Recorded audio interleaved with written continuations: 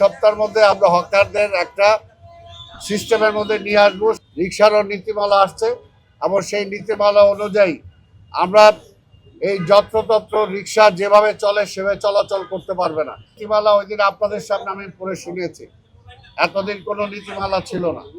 আমরা এটা বলেছি 2 সপ্তাহ সময় নিয়েছি এবং এটা আমাদের সাথে সাথে পুলিশও তাদেরও ব্যাপার, এবং এই 2 সপ্তাহের মধ্যে আমরা হকারদের একটা সিস্টেমের মধ্যে নিয়ে আসবো, সেটা আমরা আশা করি ইনশাল্লাহ।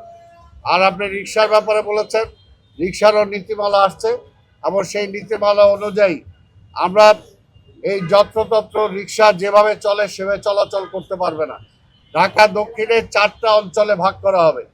এই 4টা অঞ্চলে রিক্সা 4টা অঞ্চলে চলবে, তারা অন্য কোনো অঞ্চলে যেতে পারবে না। উত্তরে রিক্সা দক্ষিণে আসতে পারবে না, কেরানীগঞ্জ ড্যামরা রিক্সা ঢাকা শহরে ঢুকতে পারবে না। কাজে আমরা অঞ্চল ভিত্তিক ভাগ করে দেব। আর কিছু কিছু রাস্তা আছে যে রাস্তাগুলোতে আমরা রিক্সা চলাচলের জন্য আমরা অনুপযোগী মনে করি, সেই জায়গায় রিক্সা চলাচল হবে না। অর্থাৎ এটা আমরা একটা সিস্টেম আনতে চাই এবং আমাদের ই রিক্সা যেগুলো আছে সেই রিক্সার জন্য রেজিস্ট্রেশনের ব্যবস্থা আমরা করব। তারা আমাদের প্রথম হলো যে আমাদের বেঁধে দেওয়া ফ্যাক্টরিতে তারা তাদের সেই ফ্যাক্টরির ছাড়পত্র তারা নিয়ে আসবেন। সেই ছাড়পত্র আনার পরে বুয়েটের ছাড়পত্র আনবেন।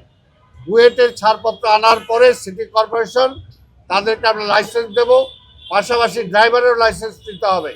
এটা এমন না যে আজকে আসলাম কালকেই ড্রাইভিং সিটে বসে রিক্সা নিয়ে নেমে যাবো, এটা হবে না। এটা আমরা শৃঙ্খলার মধ্যে আনার জন্য এই সিস্টেম আমরা ফলো করব। আমরা হকারটা এই 2 সপ্তাহের মধ্যে সেট আপ করে নেই, তারপরে আমরা রিক্সাটা ধরবো। এবং এই ব্যাপারেও আমরা রিক্সাওয়ালা ভাই যারা আছেন তাদের সহযোগিতা চাই, হকারদের সহযোগিতা চাই।